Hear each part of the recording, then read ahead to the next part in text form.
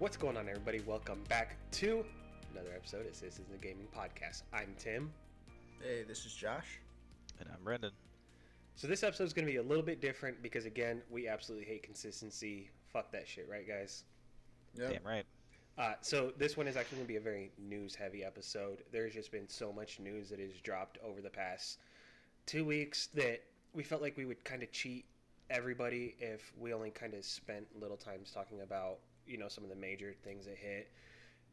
And we felt like we'd kind of be doing an injustice by not covering all this that is kind of dropped. There's been, I think, in my opinion, some major news announcements that we really need to talk about. We really need to hit on.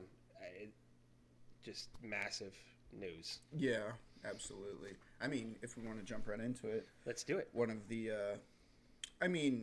when it comes to console wars and all that crazy stuff that, people like to draw out, with, Xbox's recent acquisition of ZeniMax Studios, falling under line with Bethesda and all that stuff, they announced that Skyrim, or not Skyrim, my bad, the Elder Scrolls series is going to be exclusive to Xbox and PC. And Phil Spencer. I know that's a fucking banger. That's like a punch in the gut for a lot of people, especially PlayStation people. Because I get it sucks, but it makes sense. It does, and they also said that Starfield's probably going to be console exclusive to Xbox as well, which is their next big release. Mm-hmm. That's like it's a good thing for Xbox, and the upside too is that it'll also be on PC, so you don't have to have an Xbox. So a lot of people have PCs now. PCs is an ever-growing market. Yep. Yeah, it's true. So at least this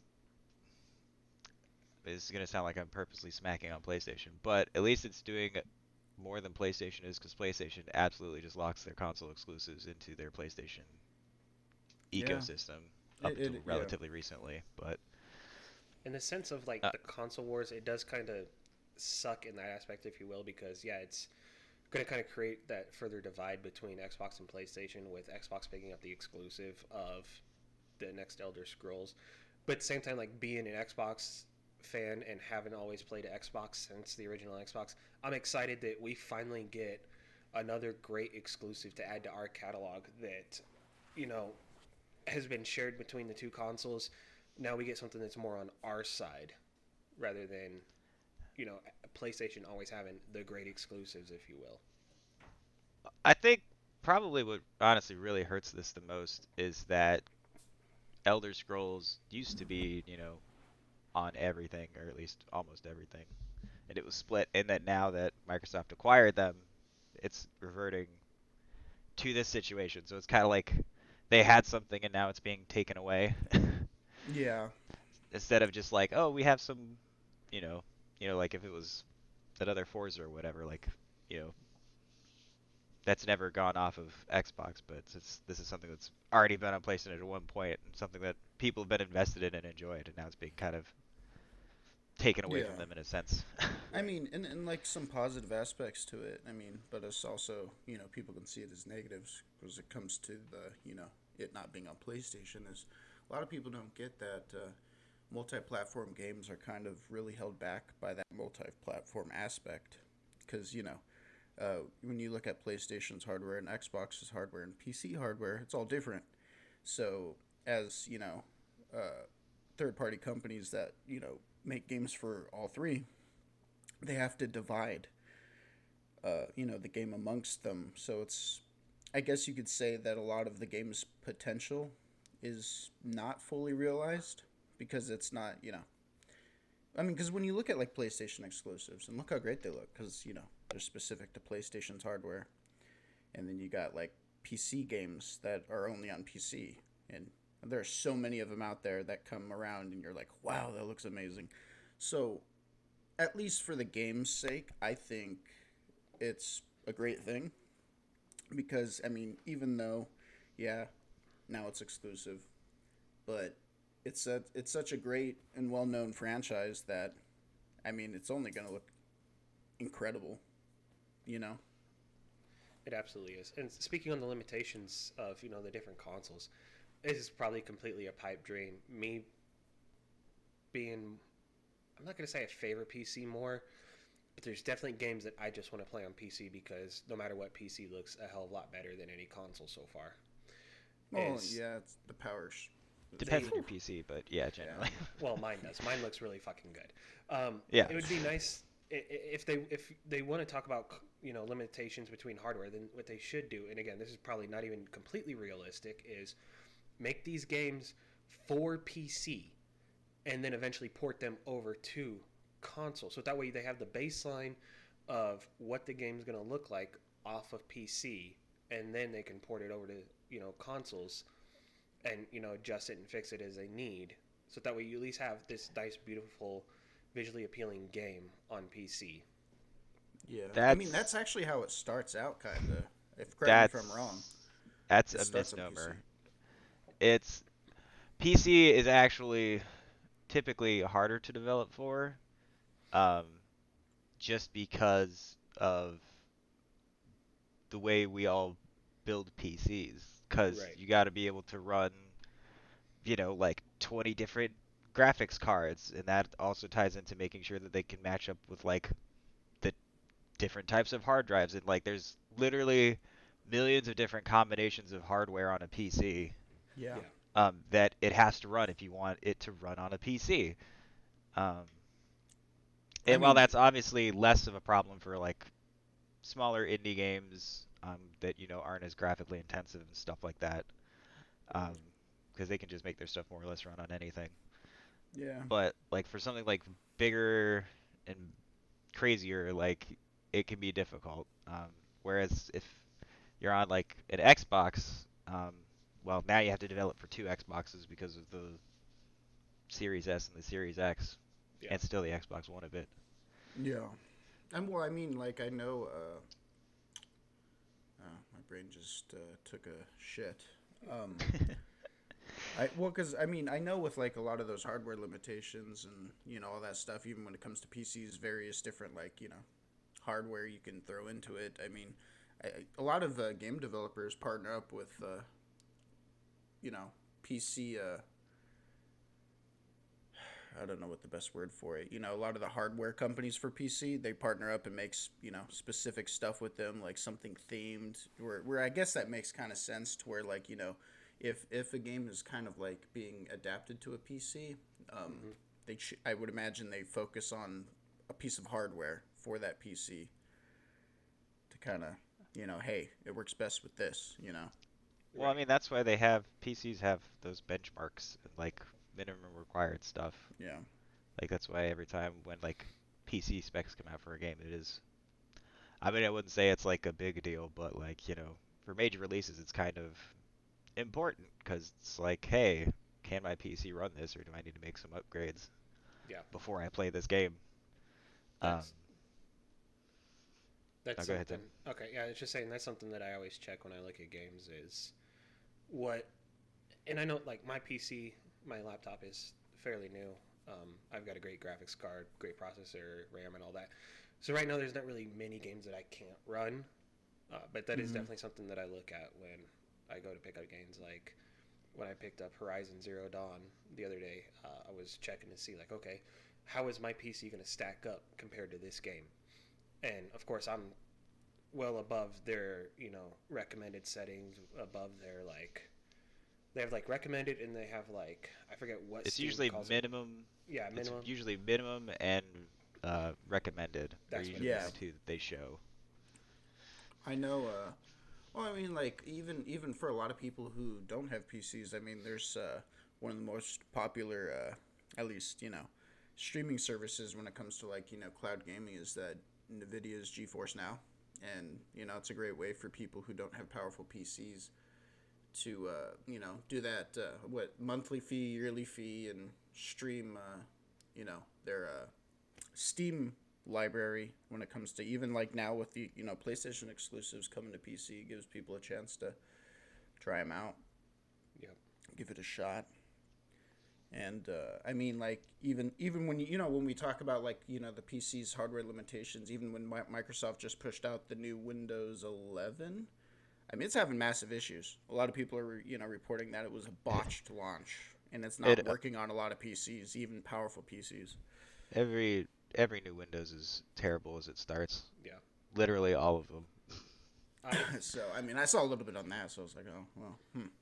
I thankfully haven't. Same thing happened with Windows 10, Windows Vista, I think even Windows 8. Yeah, like all of them had terrible launches. They got better, Yeah. but yeah, that's why a lot of people tend not to early adopt into those things because they know it's going to be a bit of a crap show Yeah. till Yeah. till they fix it and get it working and yada yada. I opted into it. It told me it was available, so I just did it. It didn't cost me anything. Right. And like I said, I got a pretty good laptop, so I opted into it. I haven't had any major issues with it, and we are getting completely off topic right now. But whatever. No, Fuck it's it, still let's it's still hardware related stuff that Um, we're kind of mentioning. We can the only circle back. yeah, we'll circle back here in a minute. The only thing that I've noticed is, I swear to God, every time I start my PC, I've got another fucking update I've got to do when I shut it down. That is getting highly annoying. Yeah.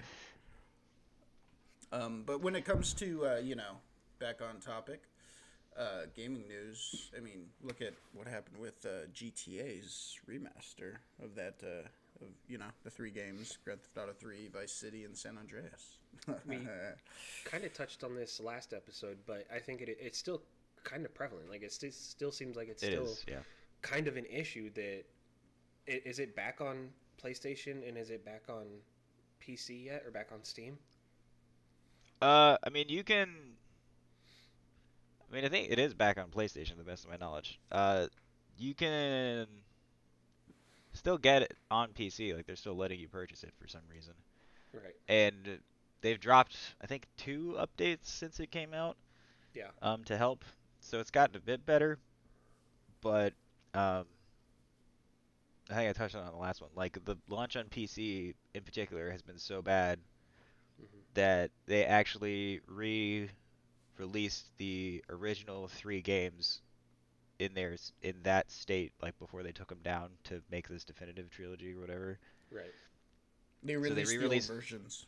yeah, they re-released the old versions, but you have to get them exclusively on the Rockstar Games launcher, which is Ooh. kind of bogus, but whatever. Yeah, I don't Yeah. like. Um, but so yeah, they re-released them for that because the game on PC still is having way too many issues and not working.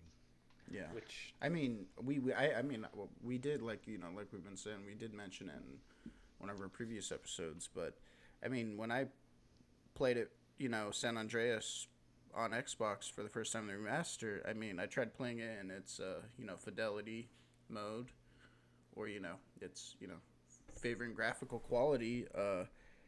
Ah, oh, yeah, it was not. There's a lot of lighting issues, and it was pretty terrible. But the performance mode, yeah, that worked great. But still, I don't know. I backed out of it, and I'll wait until they kind of push out more updates so I can kind of better enjoy it for I all it would have to offer.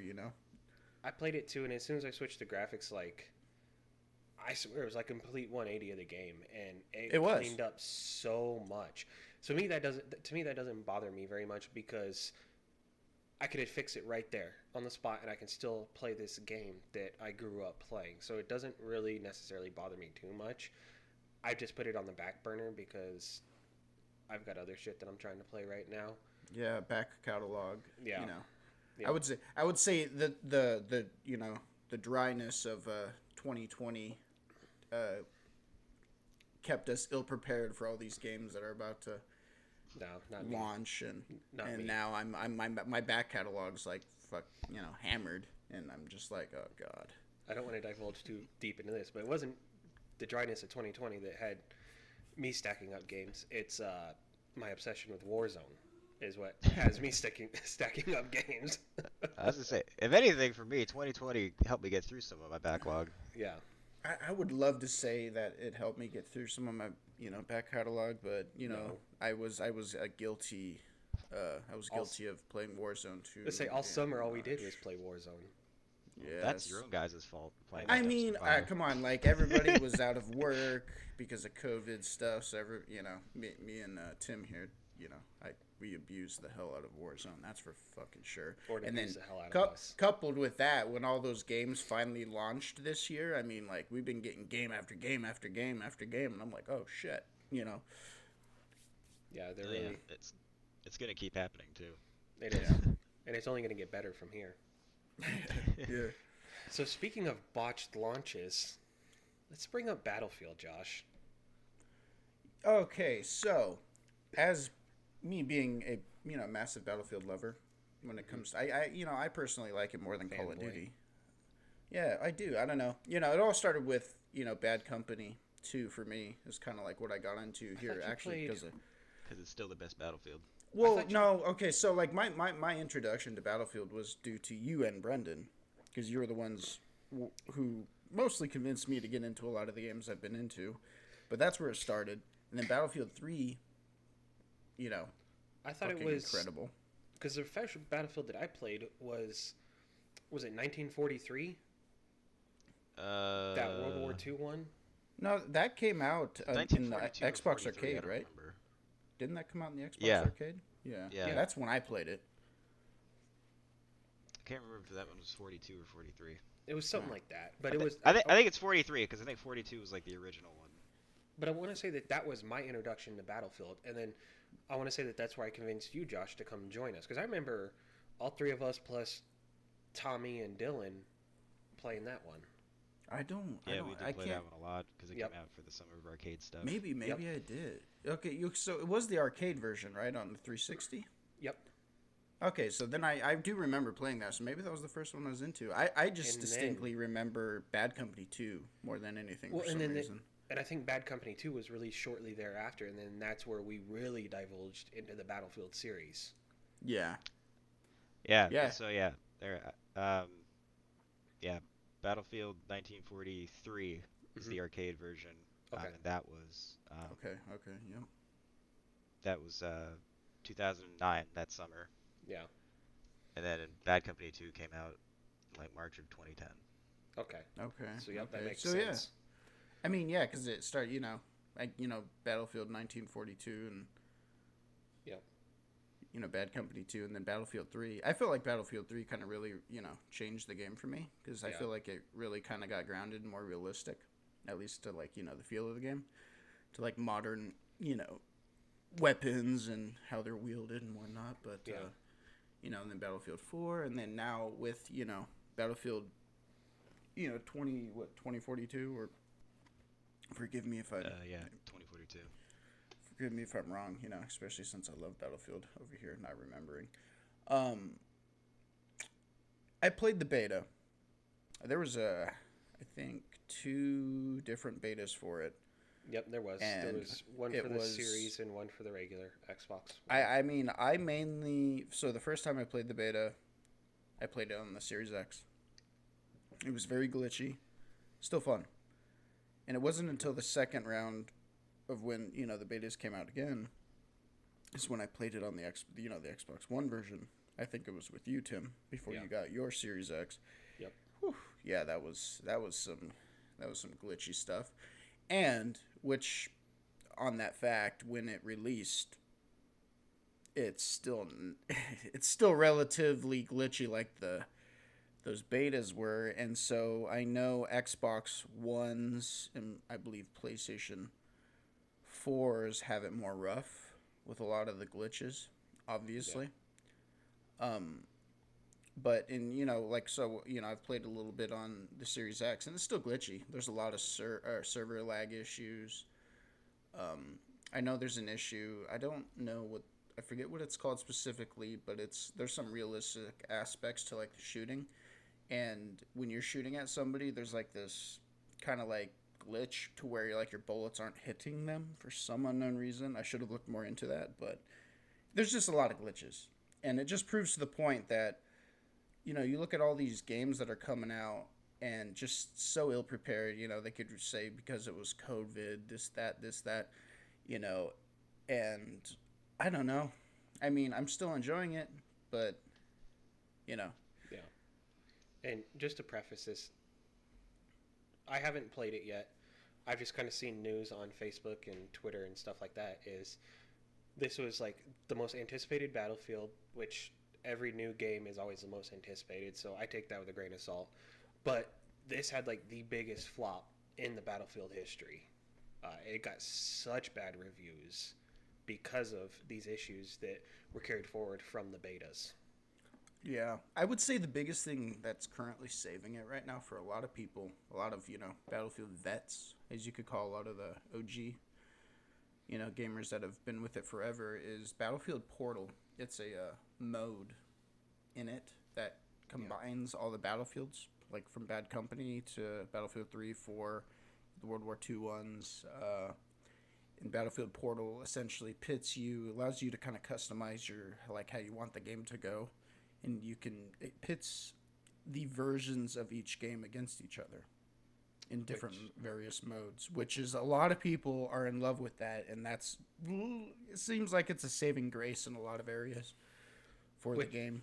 Which on that point, I was actually just scrolling through, kind of looking, and I guess someone has already made a battle royale for Battlefield. So maybe we need to dabble in that, Josh. And it's Battlefield Portal is allowing a lot of people to kind of create custom stuff. Yeah. Which, like I said, it's saving the game. But on that subject for the game, to our listeners, like, go give it a shot. It's still a great game. Don't pay $60 for that fucking game. It's still a great game. Don't pay $60. Don't listen to Brenden. No, shut up. Don't pay $60 for a multiplayer only game that doesn't work. Shut up. Go give it a shot. Don't let him bully you into that. Right. Do not pay $60 for a game that doesn't work. End of discussion. If you're paying $60 for something that doesn't work, just go set your money on fire. What? Or like, give why? Give it to me. Hey, like, don't listen to him. Don't listen to him. No. Look, I'm with you. Battlefield Portal is arguably saving Battlefield 2042, and the reason it's saving it is because every Battlefield, especially since like Battlefield 3, has basically been the same game, and they haven't done anything to fix it or change it because it keeps selling. And so 2042, all they did was add in weather patterns and like wingsuits, and that's it. Like that's nothing new. That's not special. And again, the game doesn't work on launch. It's still having server problems. It's been review bombed to hell on basically every site because most of the players at least a lot of people who feel that they need to play it and write reviews are writing bad reviews because the game doesn't function at a good enough level for it to be playable. But to its credit, it is still, I think it's in like the top 3 most played games on Steam currently. Like it's doing fine. Like it's not like this has sunk the franchise or anything. No, and it won't. No. Yeah, no. It's, I mean, it's still. I mean, I've played it quite a bit, and it's fun, especially for being a Battlefield game. But for most of the people playing it, I mean, even for our listeners, like, Brenden has points on why you shouldn't buy it, but also go form your own opinions. I mean you might shoot yourself in the foot in the process, because I've done that many a times with other games that I'm like, oh, it can't be that bad, and I go buy it and play it. Wait a minute, it was that bad. Fuck, But yeah, like, go form your own opinions. It like, give it like 6 months and then they'll have patched it enough, and then I'd probably say like, yeah, go for it. But I don't believe in paying, especially like $60-70 for a game that doesn't work off the rip. This is one of the reasons I didn't get it, because I knew it wasn't going to. There hasn't been a solid Battlefield launch since 3. Battlefield 4 sucked at launch. Battlefield 1 and 5 both had server problems at launch. And now 2042 also basically has the same issues because they can't anticipate consumer demand or whatever, which is insane because they're EA and they have stupid amounts of money. Like, they could do this, they just don't. It is very crazy. A lot of these companies. I mean, you could say that for a lot of these damn games. I mean, it is true. That have come out. It's not an exclusive problem to EA and DICE. I mean, because you look at Cyberpunk, and I mean, like, there's. It's almost a lot of companies have lost that respect for themselves to be like, hey, let's wait. Let's really make sure this is stable. I mean, maybe they don't get enough internal testing with like the public. Who knows? But Well, it's almost an excuse. It's not. There's not a lot of excuses they can come up with at this point to a lot of these botched ass launches for a lot of these games. You know, specifically, I mean, you look at Cyberpunk. I mean, even some Call of Duties as of recently that come out are botchy and have server issues. I mean, even Destiny, when it comes out with new content, it has server issues. I mean, a lot of these companies know the scope of the games. I mean, even with like Battlefield specifically and how like hyped it was when they announced it and showed all that footage, it's a clear indication.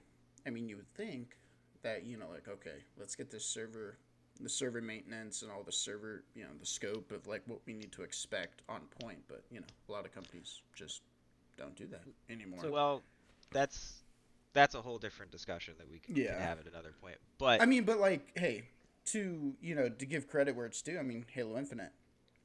I mean, its launch had no download issues. It had no server issues. that's not true. It had server issues and it has progression issues. They Well, did no, have no. major Yeah, progression issues. that's different. That's different. I'm talking about the launch of like the servers and stuff. I know I've heard some stuff on PC, but more so, it has been more stable along the lines compared to like Battlefield or even That is true. But some of the other multi-platform multiplayers that have come out. well, part of that too is since it's a much smaller scale multiplayer. Oh And yeah, it's console Battlefield exclusive. 2042 is shoving like 128 people on a map. Yeah. And Yeah, it's like, that's yeah, true. this That's this true. is gonna go great. Yeah. Whereas Yeah. whereas Halo's kept it with its traditional like 5-on-5. Well, uh, that and it's free to play typically now, four, by the way. typically 4-on-4, and then unless you do big team battle, and that's what 12-on-12, I think. Yeah. I think that's right. But yeah, I mean, now if we can switch subjects, I mean, we brought up Halo, and it's news when it comes to its previous launch and coming out early. Surprise launch. As we, I think we kind of talked about it in one of our other episodes. Yeah, But last it has episode issues.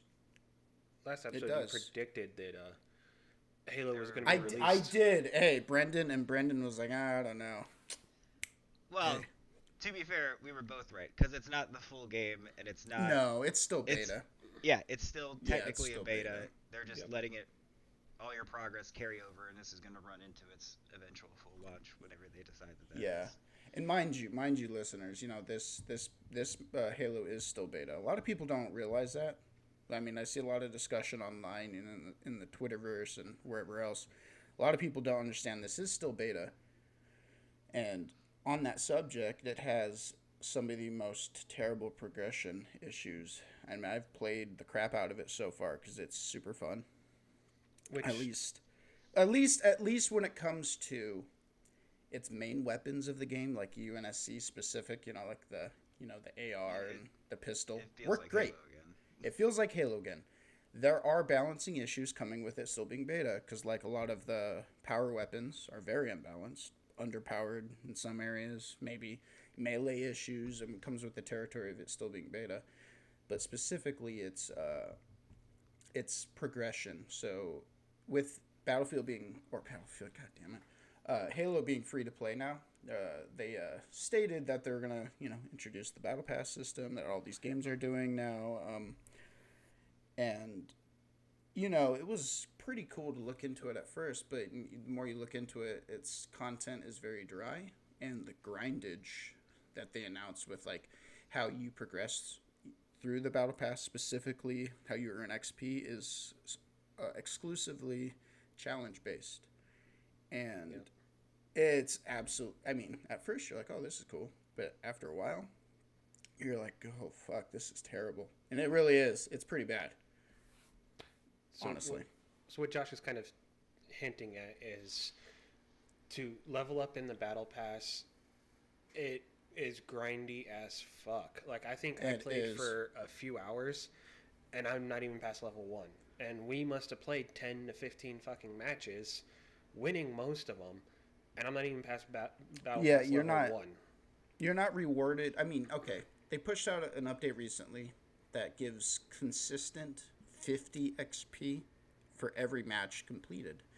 So which is still that's a bullshit. new addition, but it is still It's a step bullshit in the right because direction. it's a step It in the is right direction. It's a small amount of XP because like True. to get to each different level of the battle pass, it requires 1,000 XP.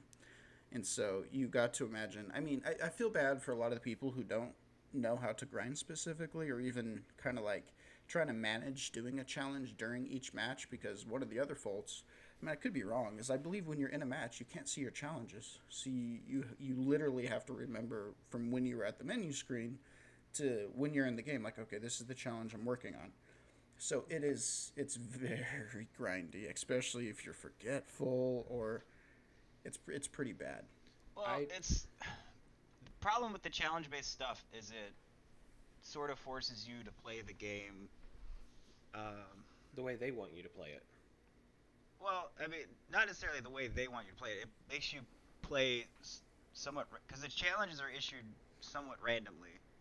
Um, and so like you know, perfect example. Like Josh and I were playing the other day, and I had a thing for like quick play games, but Josh had a thing for big team battles. So then it's like, well, do we do Josh's thing or do we do my thing? Because then one of us is wasting our time, Right. Yeah, and it's not good for a group. And it's like, so like I think they just need to like challenge stuff can work. They just need to come up with a lot more challenges. simple, generic, and like easy to do ones. And then like or at the very least also have more slots because you only have like a certain amount of challenges at a time. Yeah, Like I think it's like 3 or it's like 4 if you buy the premium version of the battle pass. Right. yeah. Well, I mean, like Brenden, like you mentioned, when we were playing the other day. I mean, it comes even along the lines with not being able to choose the specific mode you're trying to do a challenge for. Yeah, we Like had that one for the total lottery, it's control. almost like a lottery system, right? It's like it's It the is, random yeah. pick of the draw when you load into this server. I mean, I activated what now has been extended to an hour of double XP. Activated that, and me and you were trying to specifically get that. Win Total three control. matches of total control in big team battle, and we were like doing it for an hour, and I wasted that double XP because we couldn't get into total control matches. Yeah, we played like 6 games of big team battle and we only got one total control match. Yeah, like it is crazy. And I mean, even with like all that progression system, I mean, I've seen so much controversy online.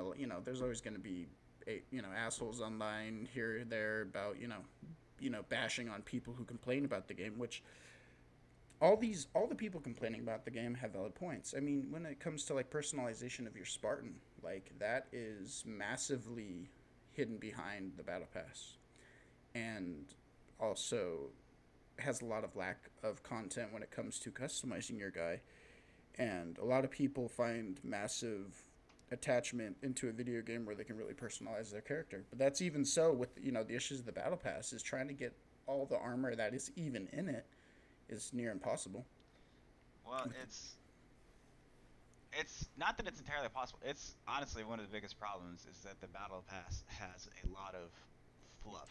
There's a lot of like if they took out all they give you like these flat XP boosts Oh, and yep. these challenge swap tokens. So like if you don't like a challenge, you have trouble with the challenge, you can use one of Swap it out. those to swap it out. Hmm. That's like if they took those out, the battle pass would be like cut in half, and Yeah, it would then it probably would be only be 50, I it wouldn't think. be anywhere near as bad.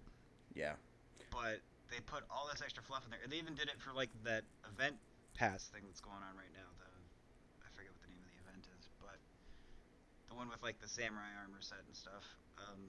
Like That's I pretty saw bad.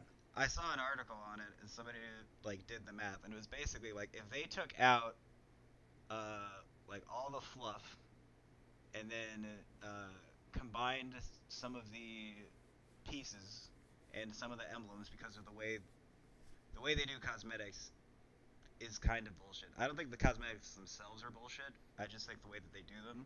So like, I mean, for example, if you want both shoulder pieces of an armor set, you have to unlock the left one and the right one. You don't get Yes. both at the same time.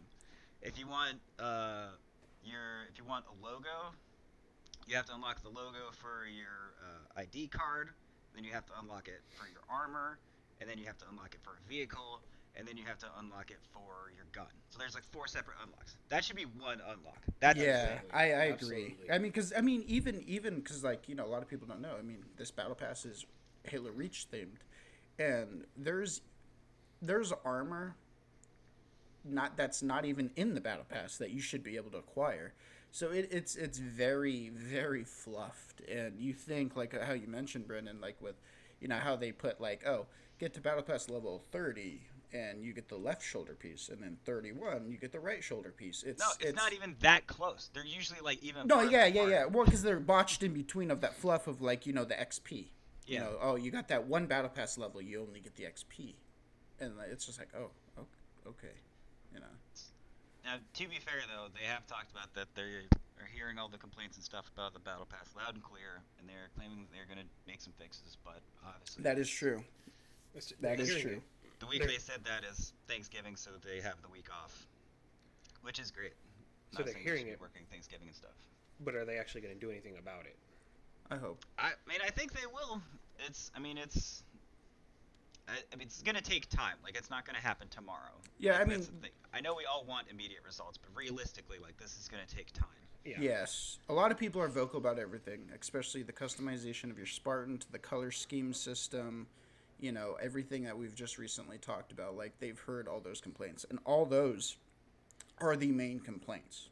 Coming to the Haloverse of everybody's attachment to the game itself. So, on the know. note of the battle pass, I had saw something the other day that like, and I don't know where they got this information from. I haven't divulged too deeply into the multiplayer for Halo, but I saw somewhere it's upwards of $1,000 if you decide to purchase it outright. Holy hell. Okay, so I'm not gonna point out any names. Someone I know Yeah. spent $80 for that battle pass. $80 to get to battle pass level. I think it was 50 something. That is. I mean, it is at $100 won't get you the entire battle pass, which is Well, so- bonkers. If I think I'm doing this off the top of my head here. Yeah. So, you need 1,000 credits to buy the battle pass, which is only like I think it's like $8 or $9, which is actually for a battle pass is really good. Like that's That is. really cheap because most battle passes are like $20, $30, $40. That's cheaper than Call of Duty's, which is $10. Yeah. So like, it's as far as battle passes go, like pricing wise, to get into the premium battle pass is pretty cheap. Yeah, I mean, And like then what? each level you need, I think it's like an 1,000 experience, but you can pay to level up for 250 Yeah, Okay. credits. which is Well- which would be about like $2.50. Okay. So I don't know about $1,000, but in theory, $2.50, times 100 would be 200. 250 Yeah. bucks. Yeah. I mean, like when you look at it, I mean, so like you were saying, it's like $10 for the battle pass is basic purchase, and then the $20 version, you get 20 free tiers, which works as it seems or as it sounds a lot with all the other battle passes out there, which is a good jump and a start to the battle pass. Which if a lot of people are doing the battle pass, that's a good way to go if you want 20 free tiers. But then the progression after that is one hell of a hard grind. Well, then you're just in the same boat as everybody. Yeah, else. you're relatively in you the just same start boat. Yeah, you farther got ahead.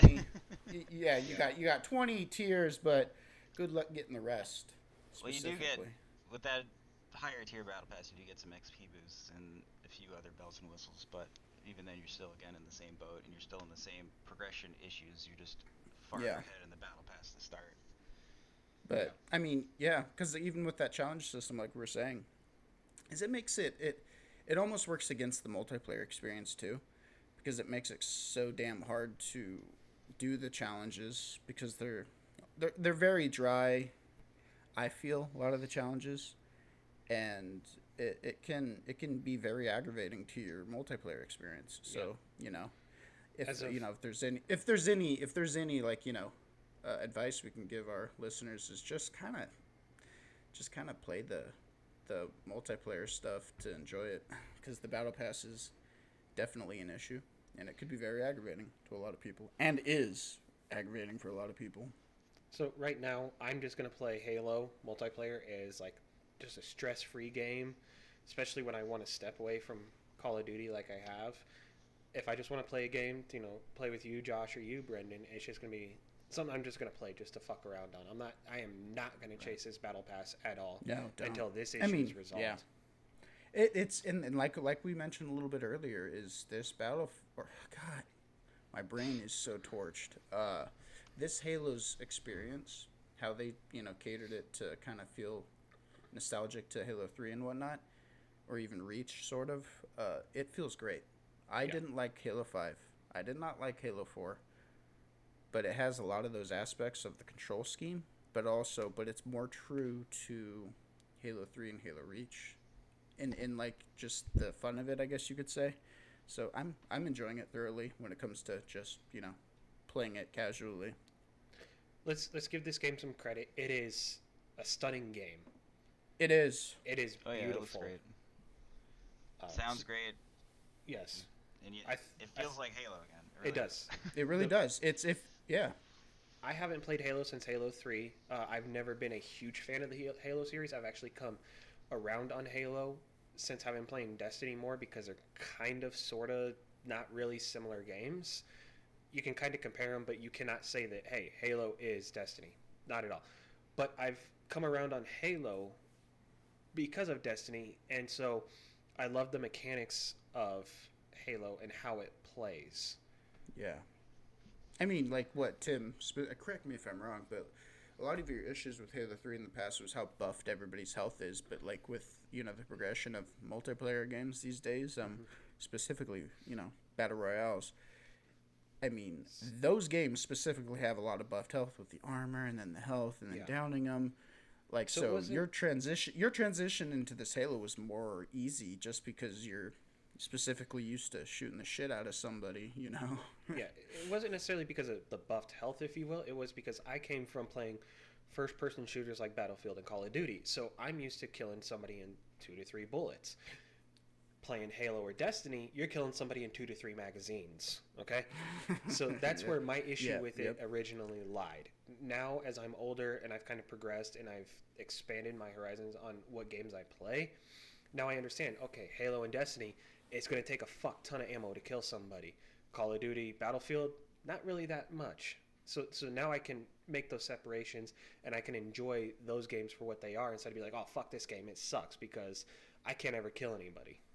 Yeah. I mean, and on those points of like the buffed health, I mean, it allows you more, freedom to kind of pull in some crazy clutch scenarios of whipping out, pistol whipping somebody, or even just pulling out another weapon to finish somebody off.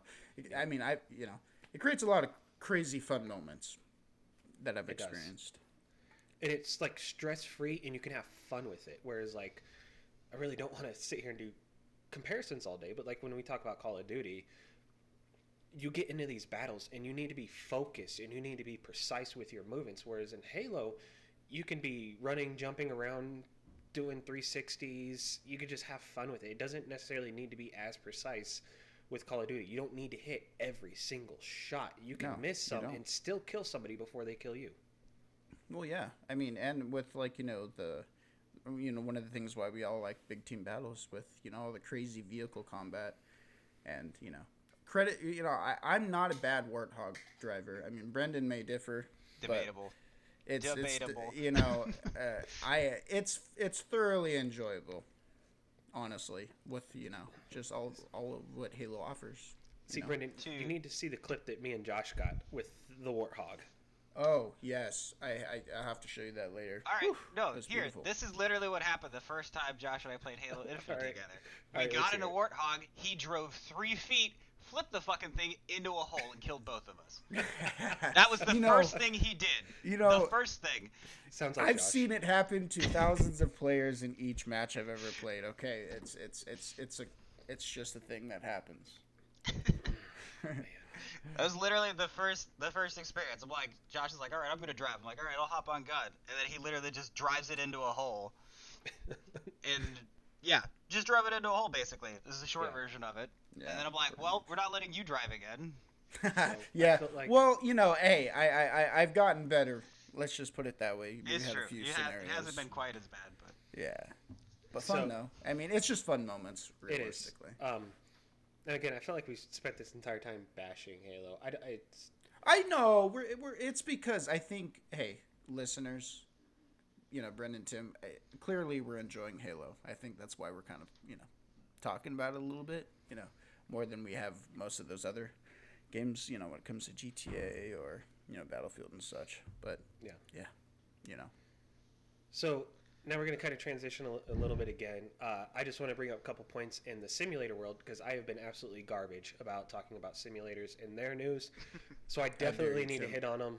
If I'm going to sit here and say that I love simulators, I at least need to represent them a little bit, right, guys? Hey, true. Yeah, okay. Give it its love, dude.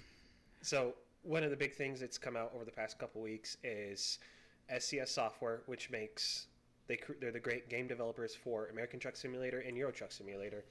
I focus more on American Truck Simulator. That's the one that I like to play, obviously because it's American and I'm American. I think you can kind of pick up why I play that one more. Yeah. I don't get it. They've announced that their next state that they're going to release is Montana. I don't want to get too far into this, but I'll kind of give you guys an understanding of what's going on there. So that way it's just like, oh, they're releasing Montana. Cool. Whoop-de-doo. Who gives a fuck? So this game was released back in 2015 with 2 states and then a downloadable state, which was California, Nevada, and Arizona was the downloadable state. Since 2015, every year they've been releasing new states to expand this map. They have Texas in development now, which should be released shortly. I haven't heard any definitive timeline on when it's going to be out, but kind of judging off their past, I'd say first to second quarter 2022 would be my guess is when we're going to have Texas. And then Montana is going to be released thereafter. So every year they're releasing new states on top of adding new things into the game. So this software company is really taking people's suggestions and really putting their time and effort into these games to make these games the best that they can be. American Truck Simulator is probably one of my favorite games. It's a very relaxed game where I can just sit behind my controller and drive. The map is massive right now as is. I can only imagine what it's going to be when we get all 50 states. We're at 12 states right now. We've got pretty much the entire western part of the United States done. Montana's going to kind of wrap up that, and Texas, and then they're going to have to work on like Oklahoma, Kansas, the Dakotas, and that'll kind of finish off that. So that's kind of what I mean when I say they're bringing in Montana. They're adding in more map DLC. They're making it even bigger. That's kind of what I mean with that. And then the other point that I wanted to make for the simulator news is the release of Farm Sim 22. No, Brenden, I haven't played it yet. I heard it's coming to Game Pass. Haven't seen anything yet about it.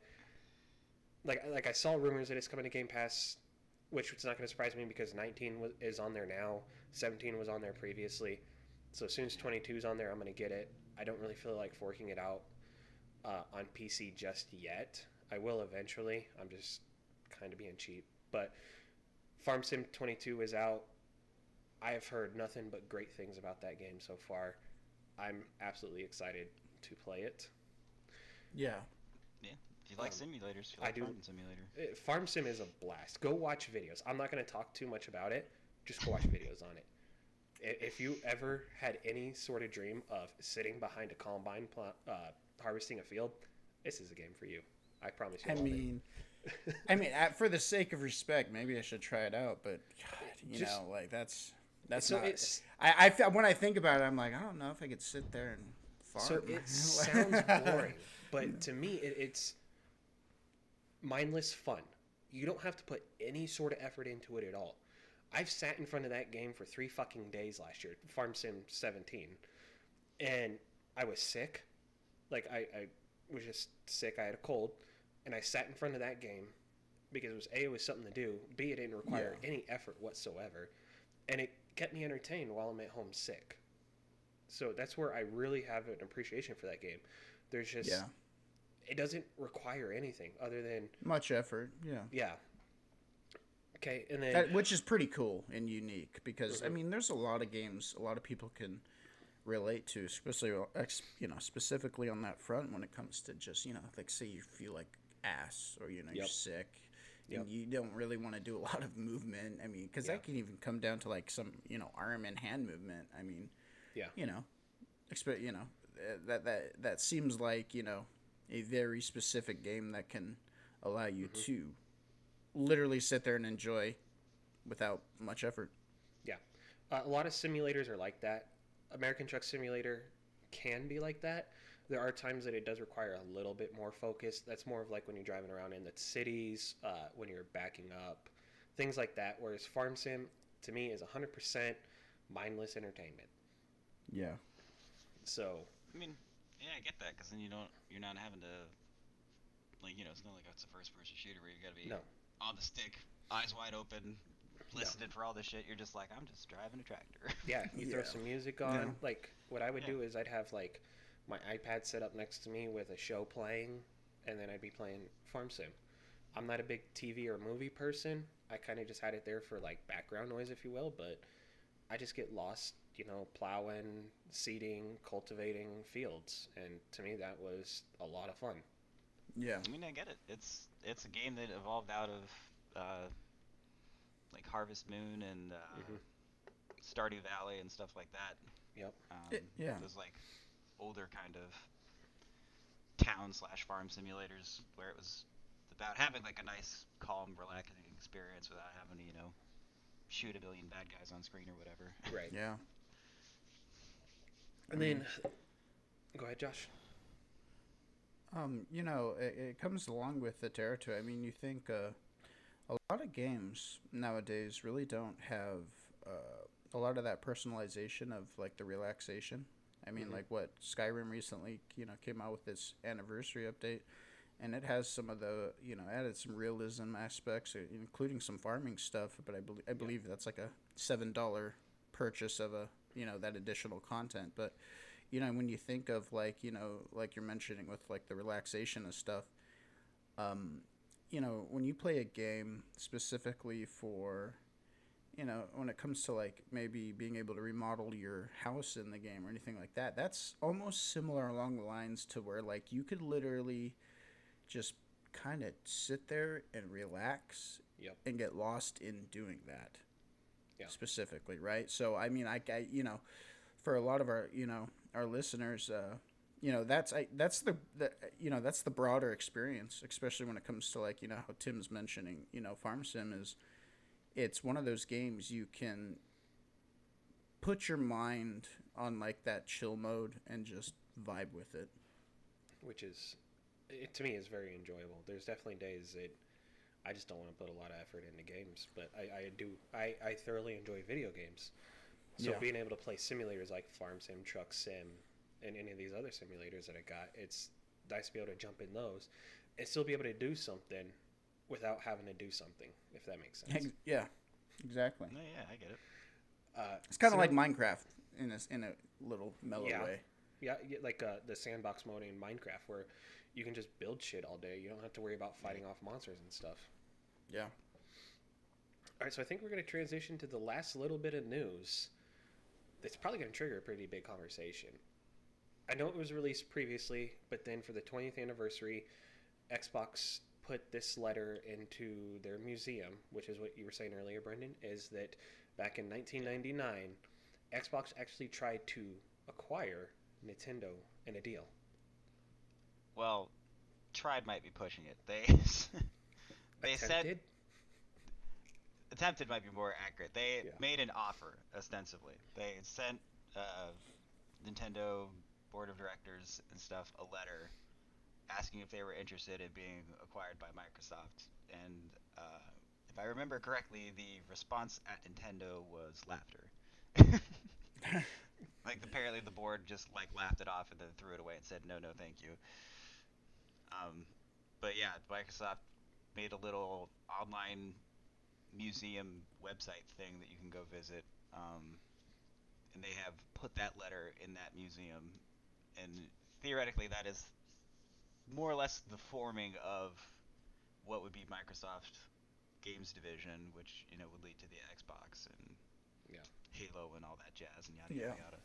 So hypothetically, if Microsoft had acquired Nintendo back in 1999, where do you think some of the bigger Nintendo franchises like Pokemon, Zelda, and Mario would be today?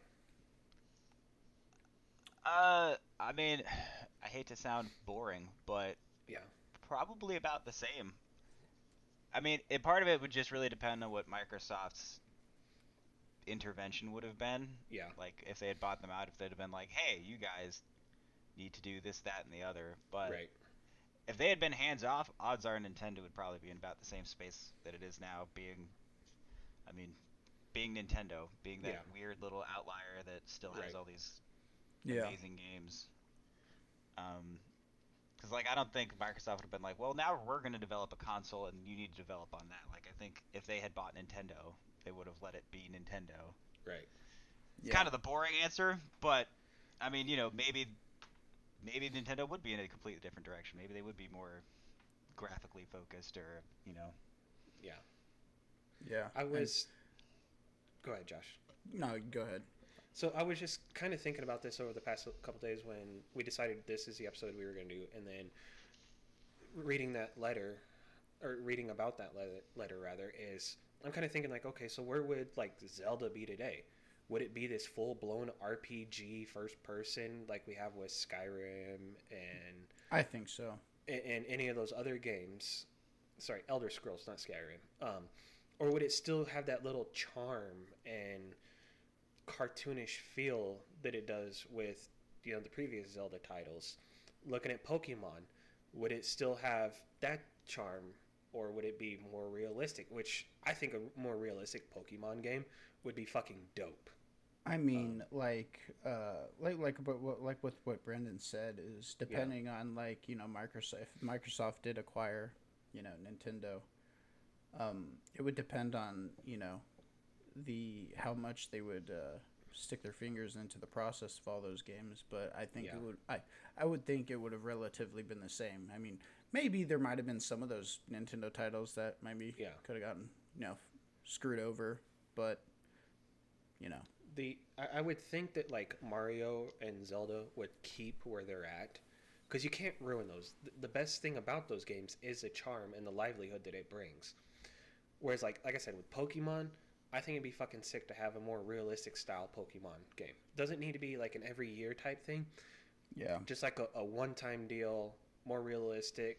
Let's say in a setting similar to like an Elder Scrolls game, not necessarily a medieval style, but open world, foresty kind of game with some cities sprinkled throughout the map, yeah. and going around catching Pokemon in like a first person view, some beautiful fucking graphics. I think that that'd be a really cool game. It could. I mean, because like okay, so when you look at like that Detective Pikachu movie, they did a great Mm-hmm. job Mm-hmm. bringing those Pokemon into like a real life scenario and making them as real as you can make them.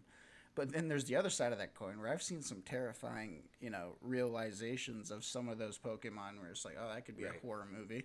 Like Yeah. you But know, like, whew. that was more of a live action than it was an animation. Yeah, So if it was more of a animation focused on realism, I think it could be. I in my opinion, I think it'd be a beautiful fucking game. it could be yeah, it could be cool. I mean, because you can't like when you come. Pokemon has been one of the greatest childhood experiences for me, especially playing it on the Game Boy Color and just all those Pokemon games. Some of the funnest stuff, when they came out with like Pokemon Stadium and like that Yeah. revolutionized Pokemon gaming for me. And Hmm. I don't, there's a lot that could and could have and still can be done with the Pokemon games. Oh, there absolutely could. And of course, they're still producing them. I don't think it's a yearly thing, but they do still make Pokemon, and they add to it. Pokemon has been ever growing since it came out back in the late '90s. It was '99 or 2000 when it came out. Well, I think the original Japanese release was like 96 or 97, and then it got brought over to America in like 99. I mean, they did just release the remakes of Diamond and Pearl Gen 4 from the DS. Yeah. They just released those on Switch. And then Oh, they okay. got Pokemon Legends Arceus, which is some kind of spin-off thing that is... It's not open world. It's still going to be kind of gated, like a lot of the Pokemon games are now. But it is going to be a very different take on what Pokemon is. So, I mean, a lot of Pokemon fans are looking forward to that because it is going to be a very different take than the traditional experience. Yeah. But I honestly, I think you're right to a point. I mean, if Microsoft had any sense, it would have left Mario and Zelda and stuff alone, and those games, like a lot of the franchises they had already established, probably would be set, Yeah. and wouldn't be changed that much. Yeah. But a lot of the franchises maybe that they came out with afterwards probably might not have been as big of a deal, or might not have gotten developed at all, honestly. Yeah. Like Animal Crossing may not be here today because it's not necessarily in Microsoft's realm. I mean, I I don't know how you pitch Animal Crossing at all, especially when the original one came out in 2000 and it was like 2003 on the GameCube, Yeah. 2002 maybe. Like, I don't know how you pitch that to anyone other than Nintendo, and then be like, yeah, let's make that game. Like, no one would make that game. No one in their right mind in the mid 2000s would be like, yeah, let's have a game where you interact with these fake villagers and decorate your house. And... It is the oddest combination of stuff. I mean, like the conversations those little characters have is like almost mirrored to like Charlie Brown's like wow wow wow wow wow type stuff, and it's hilarious. I've played quite a few of the Animal Crossings, and actually throwing back to the farm sim, it's a very chill game to play. It is. It is absolutely. With its planting trees, it almost has the same some of the same aspects a lot of those farm sim games and things of that nature. And I don't think Brendan's necessarily bashing on it. It's just Nintendo's the only one that could really pick up a game. No, I don't think he's bashing on it. I'm just he's so right, because it's like how in the hell would you pitch? Oh, hey, we're gonna make these little corny characters, and you're gonna do this and that, and people are just gonna be sitting there looking at you like, what are you smoking? Like today, like if you pitched it today, it would make sense because of stuff like Stardew Valley and Harvest Moon and yada yada. But back in the mid 2000s, where it was all about like these grand epic RPGs, and that was like really that was the era of like the first person shooter, and like cause that was like Halo. That was when like Call of Duty started with like Call of Duty 1. Medal of Honor was still going strong. Yeah. That was it was a very like dark and like it's supposed to be like a dark teenage adult themed stuff. Yeah. And then Nintendo was like, yeah, no, we're gonna make a game where you're just a dude in a village paying off your house and hanging out with the villagers. Like, if you had pitched that to any other company at that time, they would have laughed you out of the building. Yeah. Nintendo was like, yeah, no, let's do it. Like, this would be great. And it was. It was tremendous. It was a huge success, and obviously still going today. And that game influenced, so many other things. But, like, I don't know. Yeah, like, I don't know if Animal Crossing would exist today if Microsoft had bought them. I don't know if, like, Splatoon. I don't think Splatoon would exist. I think, again, like, how do you pitch that? Like, we're gonna make a shooter game. Like, oh sweet, so you're gonna be an online shooter? Like, no, but it's about painting the floor. It's not about killing people. Like, wait, what? Yeah. Like, what? if Microsoft had acquired them and they had a lot of hand in their development of games, honestly, Nintendo might not even be here as a franchise, just because the games that Nintendo puts out or people make for Nintendo is not on par with what PC Xbox, PlayStation develop. I mean that's the thing is Yeah. again it depends on how much Microsoft would have flexed their you know their influence Right. over them because Nintendo even to this day um, had they don't they don't make games just to make uh, or I should say they don't make like sequels or new games just to make them.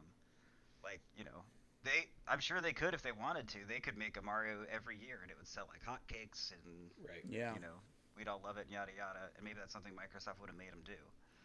But they don't they don't do that. Like, No. if we're lucky, there's a new Legend of Zelda every like 5 to 7 years. Right. Um, and Not to mention, they there's don't do sequels, direct sequels. Legend of Zelda. I mean, they have like I believe with like Ocarina kind of had some split branched off sequels, and I mean like well, when you the look at Zelda timeline's a mess. yeah, it's But so sporadic, and like even with now that the success of Breath of the Wild, now they're doing a sequel. They did a prequel, and they're doing a sequel. I don't know. It's like a no. lot of their titles are very random. Well, so hold on. You're thinking of Hyrule Warriors. Uh, that's a different franchise, and they use that as like a pseudo prequel kind of retelling of what would happen before Breath of the Wild. But it's Oh, not okay. canon. It's not Oh, it's not. Oh, yeah. new. Okay. Okay. Well, I guess I should say it's canon up to a point, and then there's a whole alternate timeline thing that goes on where they end up stopping Ganon before he ever gets out. Spoiler alert. It's really not. It's It's at not a Nintendo's shocker. interest how they But do things. It's like, whew, guys, like, all right, yeah, well, it's still part of their development philosophy. Is instead of so like when I mean this is a whole separate discussion we could have, but quickly, Hmm. Nintendo tends to develop around an idea. So somebody comes up with something. So let's take Star Fox for an example, just to run with this metaphor. So somebody comes up with the idea for Star Fox, like, oh, let's have this like kind of you know space arcadey space shooter simulator where you can do barrel rolls and you have to try and shoot out all the other enemy pilots and fly through space and all these cool alien planets and all that stuff. So then they develop around that idea, and then they fill in the gaps as they go. Like, oh well, how do we make this kind of for kids? Oh, we'll make them animals, so it's Star Fox. And it's like, oh well, they're a team of, it's him and a team of pilots, and he has friends, the Slippy Toad and Peppy Hair and yada yada. Yep. And so so they kind of develop from, I guess in a weird way, like kind of like middle out. Like they have this core central idea, and then they build around that. yeah, Whereas a lot of other game studios come up with uh, the the idea or the thread that they're already going to have and then build around that. Right. So like, when Sony makes God of War, like, they already know like, oh, we're going to have Kratos and he's going to go through, this mythology and fight these gods cuz we think that would be cool. And then they, kind of sprinkle in the gaps and fill in some stuff like that way. So, and then they'll make a new God of War, based off of that. But when Nintendo makes a new Star Fox, they try to come up with a whole new, it's not always the greatest idea, but maybe they'll come up with like a new perspective or come up with some fun new mechanic to put in there to change it yeah, Right. instead of just like making, hey, well now we made Star Fox, now we can make this every 2 years because we made one Star Fox, we'll just make it again and again and again and again. They Which have a different philosophy over there, which is cool. which yeah, it's not a bad idea either to start with an idea and build off of it, like you were saying. I do think that that's to me what gives Nintendo its charm.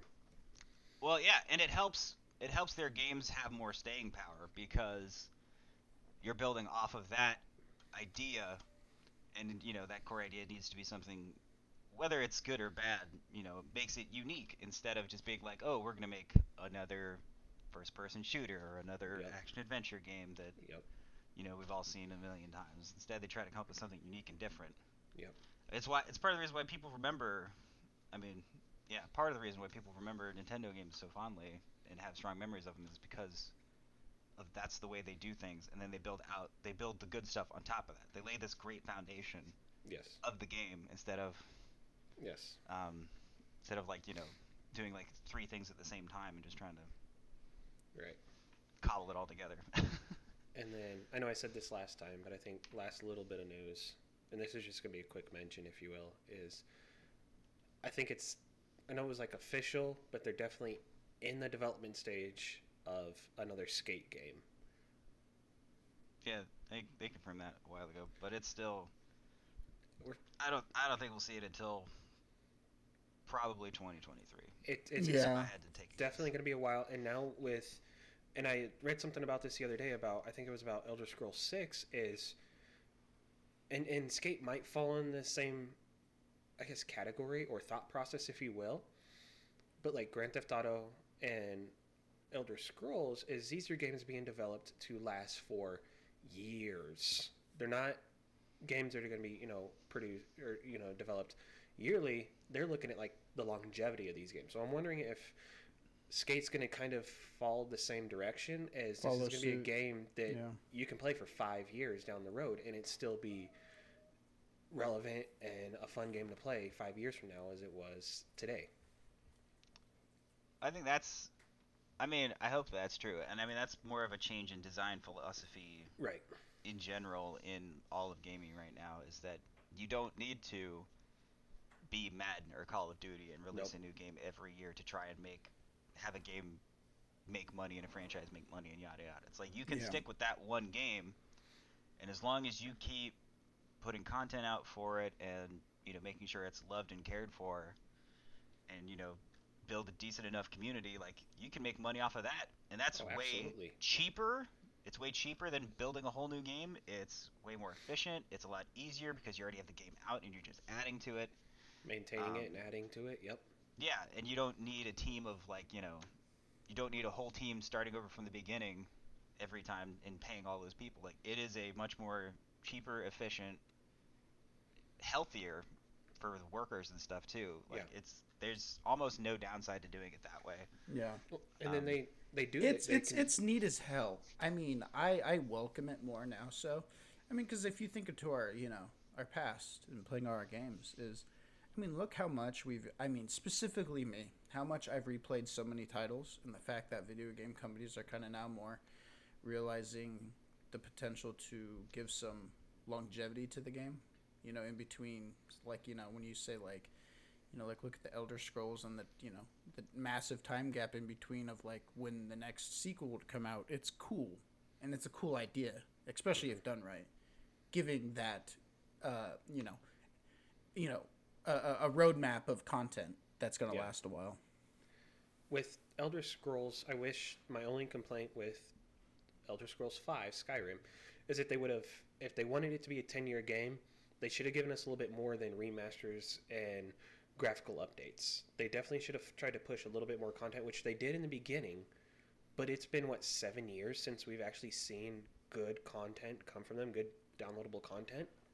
Yeah. well, I mean, Todd Howard even said it recently. I think it was Todd Howard. It might have just been somebody at Bethesda. He was like, they had no intention of the game going this long, but people Right. kept buying it. It's an amazing game. Like, I mean, that's the thing is it was a bit of a running gag. Is like they'll just keep re-releasing it, and then somebody asks like, "Well, why do you keep re-releasing it? Why aren't you guys working on another one?" He's like, People "Well, want it. people keep buying it, and like we want to service that, and like not to sound like jerks, but it's easy money for us because we've already remastered it X amount of times, and now it's more or less just a simple port job at this point." Oh, yeah. And I I'm. mean, they bringing mod support. Like Yep. that's the thing. Is That's what I like was I gonna know mention. there hasn't Yep. been any official content, but like there's a ton of fully fledged out quest line and story mods that you can download and play. Yeah. Like that are, you know, several hours in length, fully voiced over with whole new areas and weapons and yada yada yada, all that stuff. Um, and that I mean, one that's something that's helped the game, especially since they brought those mods over to uh, Xbox and uh, PlayStation. PlayStation. Thank you, Yep. Yeah. brain for it. Um, I I don't think I don't know if they ever came to like Switch, but I mean, I don't having think that so. kind of support and especially bringing that to consoles has really helped that game's longevity. Oh hell yeah, it has. I mean, I'm surprised we still haven't gotten a little bit more of a buff to those, the support of the mods, because there's still a lot of great mods that obviously, might require a lot more work to port into console. But yeah, The two things is I absolutely love that Bethesda has embraced the mod aspect of their game, unlike other studios. Not going to name any names, Rockstar bastards. And then yeah, yeah, the issue with the mods from PC to Xbox, Josh, is a lot of them are on third party websites. You can't access those websites from your console. So that's Oh, I did not why, know that. yeah. Ooh. So some of them are on like the Steam um, Mm-hmm. client where you would download them. Uh, is there a mod hub sort of like inside the game on console? Yeah, Yes. there's some like that's the thing is it's not a perfect one-to-one replication. Like you Right. definitely No. cannot get all the mods, Yeah. from PC Well, onto I console. believe when you're in the mod, the mod section, because Yep. when you basically when you start up Skyrim, before you even go into the game, it has in your settings and stuff like the mod, Yep. section. You go into that, and I mean, if you read into a lot of the mods that are in there, it requires a lot of these small time modders to gain and ask for permission from the actual creators of the mods for them to, hey, can I port this into the console mod system? And they get that. You see that because like they'll pay respects in some of the comments before you're downing the mod. They'll be like, oh, this, I got this courtesy of so and so. So I could see it's that it would be very hard for a lot of those bigger mods or things like that to get ported into, because it's not an easy transition from what No. I've seen. No. Well, yeah, it's a whole different file type, and Yeah. you have to do a lot of modifications. Yeah. I mean, the it's the best thing about PC is its openness and access. Yes. Because if if anybody here wanted to right now, like we could start modding and we could put it up on a site with. I mean, the modding and developing the mod would actually be, difficult. We would have to know how to do that. But to actually like get that on a mod site and stuff wouldn't it doesn't take anything. Like Right. that's usually cheap and free. It's not Yeah. a huge inconvenience. But to do it on console, you have to go through a whole bunch of other hoops and it's a different file type and yada Yeah. yada yada. Yeah. It'd Um, be nothing for us to throw it up on Steam or go onto one of these third party websites and create an account and throw our mod up on there for people to yeah. download and play. Yeah. I mean, and since we're getting near the end of the episode a little bit, last bit of information. There's some of the past. I think we mentioned in the past. Brenden mentioned this earlier. Issues with Blizzard and Activision stuff. Uh, well, yeah. There's the whole shit show that's going on over at Activision Blizzard right now. Long story short, uh, Activision Blizzard is being sued by three different government agencies uh, for ignoring sexual harassment claims and sexual harassment lawsuits, and essentially sweeping that under the rug so that people don't know anything about it. And then uh, recently it came to light. There's been walkouts by employees, and it's been across all their studios, like Treyarch, maybe not all, but most, like Treyarch, Blizzard itself. I think there was one for like Sledgehammer Games too. But like a bunch of the studios under that umbrella have been filed with sexual harassment complaints, and supposedly HR did nothing, and even now supposedly the board of directors and the CEO knew about it and uh, have and did nothing purposefully because it would make them look bad and cost them money. Um,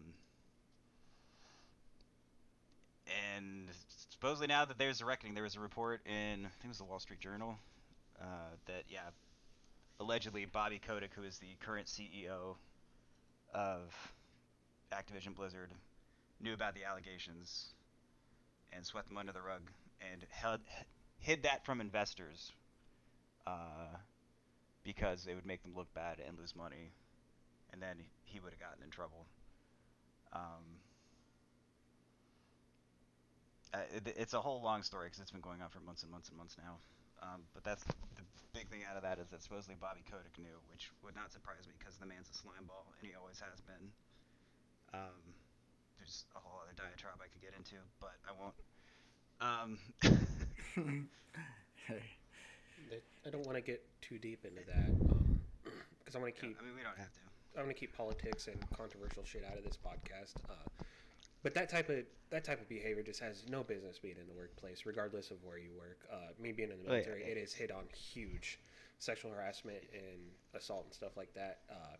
I honestly hope they get hung out to dry by the government by it. Well, so the 3 people investigating it, it's like the California Department of Fair Labor and Housing. I don't know why those 2 things are together, but whatever. That was the first lawsuit, and then the second one was from the SEC, which is the Securities and Exchange Commission, Okay. and then the third one was from uh, it's like the Department of, I forget what it is. It's some other thing about labor because they were also accused of gender discrimination and underpaying their female employees, as well as the sexual harassment and everything else. And I mean, again, we can get into a whole thing about that. And I mean, I think we all though agree though that that is terrible, should not be Absolutely. happening, and they should 100% be held accountable Absolutely. and stopped. And hopefully those people will get some kind of closure and some kind of recompense and yada yada. Yeah. Yep. I agree. But that is still ongoing, and but so now there is a strong call to have Bobby Kotick removed from his CEO position, which he, I hate to say it, but he's dodged a lot of bullets in the past, and I'm a little worried he might dodge this one too. And if he does, I'm going to be And, very upset. and generally, people in those type of positions do find a way to dodge that type of stuff. It's Even extremely unfortunate. yeah, it is. And even if he does dodge it, apparently he's got some severance thing in his contract where if they fire him, he gets like $300 million. So, I mean, even if they do let him go, he still has a giant parachute, even though he makes an obscene amount of money already. Of course. Yeah, Yeah. but I'll stop at that. It's Yeah. just something that's happening, and it's a very big deal in going on in the gaming sphere. I mean, that does not have anything to do with a specific game or anything, but just At this business time, practices at and least. yada yada. Yeah. Yeah. I mean, It could impact games down the road with it could have releases, impact a lot of the developments, Activision games. But as of right now, yeah, it has no significance on what we're playing right now. Yeah. Yeah. I mean, as we wrap up this episode, guys, are there what are your games of choice you're playing at the moment? Brenden? I am done with Persona 5 Royal. Finally. Oh, you're not gonna do a third About playthrough? damn time, dude. Shit. No. Hey, fuck off. I put like 230 hours into that game. Yeah. No, because the second playthrough was really about me. There's this whole thing where you develop these relationships, and if you max them out, you get bonuses, and there's also quest lines associated with them. Mm-hmm. And so I couldn't do that in the first playthrough, because I didn't know entirely what I was doing and how to manage my time properly and yada yada yada. Yeah. So my second playthrough was mostly about doing that and making sure I got all those relationships maxed out so that I could get all that stuff, and I did. And I even platinum trophied the game, although I actually did that on my first run. But Yeah. Yeah. I mean, it's just another you're just like, yes, yeah, So now that I'm done with that, just Halo Infinite and Forza Horizon 5. okay, you're not starting anything big yet. No. I mean, Forza is gonna take me a while because I tend to do. I mean, I won't say everything, but I try to at least complete like all the events on the map and find all the boards and do all the PR stunts and stuff like that. I try to at Yeah. least Don't let him lie to do you all that guys. stuff. So that He does do everything. I've been playing games with Brenden for a long time. well, again, I do. I mean, it's probably more than most people, but like by the time I'm done, it's not like I doubt I'm gonna have like all 540 cars in the game, nor am I Right. gonna like Uh, there's probably some weird random achievements that I won't have where it's like, oh, do this specific thing in this car because I'll just think it's too annoying or too difficult. Now that Right. being said, will I put a ton of time into the game and will I have done damn near everything? Probably. Yes. But Yeah. like Yes. everything, no. So Josh, what are you playing these couple weeks? I was, working on that Mass Effect playthrough. I did the remaster 1 through 3 and replayed the second one like 2 or 3 times and the third. And then moved to Andromeda for a bit, and then I kind of took a little breather from playing so much Mass Effect. I'm currently trying to finish Watch Dogs Legion, just to clear up, some of my back catalog games, because obviously we have Halo's multiplayer or Halo's campaign coming out December 8th, so I'm trying to prep to be able to play that. And but yeah, Watch Dogs Legion currently, which is I think I'm about maybe more than halfway through it. I don't know specifically, but that's what I've been dabbling in mostly, next to the Halo multiplayer, Battlefield, and some Warzone. On that subject, we actually you know Yeah. Tim and me have come to a conclusion where we need to refrain from playing Warzone. Which, And if you go back and listen to every other episode, we say that every other episode. we say that. We've actually been doing So a good that's the job. thing this I'm week. more proud of Tim this week, Mention that because, he got me a few times. Hey, you want to play Warzone? I'm like, yeah, I'm sure. And he's like, you can't do that. And I'm like, oh, okay. And so, in this week he's been playing some of games that aren't Warzone related. We both Don't have take- actually. Don't take my shine. Let me have my minute. Fuck me. It's a rarity for us. So, Tim, what are you playing? as Josh said, I'm not playing Warzone right now. That may be Yeah. subject to change.